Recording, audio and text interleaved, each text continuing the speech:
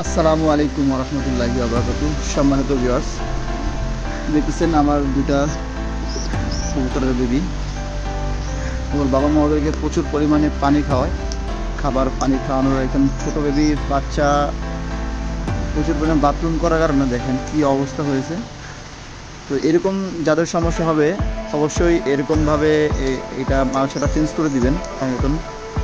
ঠিক এরকম একটা পাত্র নেবেন, মালসা নেবেন, যে মালসাটার উপরে এক্সট্রা কাপড় দিয়ে নিচে এভাবে করে বালু দিয়ে এভাবে করে পরিষ্কার একটা পাত্র দিবেন।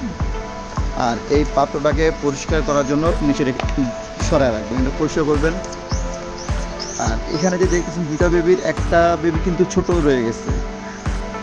তো যে ছোট যে বেবিটা রয়েছে আপনার চাইলে আমার মতন এরকমভাবে সোলা ভিজায় রাখবেন। ভিজায় রেখে এইভাবে ঠিক সোলাটা খোসাটা সরায় খুলে ফেলবেন। খুলে তখন আপনারা চাইলে এই যে ছোটো যে বাচ্চাটা এইভাবে করে আধা আধা করে এইভাবে করে করে খাওয়াই দিবেন। এরকম করে কয়েকদিন খেয়াল করে খাওয়াবেন, তখন দেখবেন যে এইটা আর এই বেবিটা দেখেন পেটে খাবার আছে, ও বড় হয়ে গেছে, ওরে ধাক্কায় আগে খেয়ে ও বড় হয়ে গেছে, আর এটা ছোট রয়ে গেছে। তো এরকম যাদের সমস্যা আছে অবশ্যই আমার টিপসটা ফলো করতে পারেন।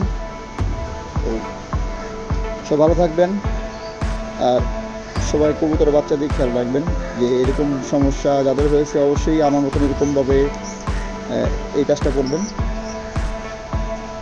অবশ্যই কেমন লাগলো কমেন্টে জানাবেন। আসসালামু আলাইকুম ওয়া রাহমাতুল্লাহি ওয়া বারাকাতুহু।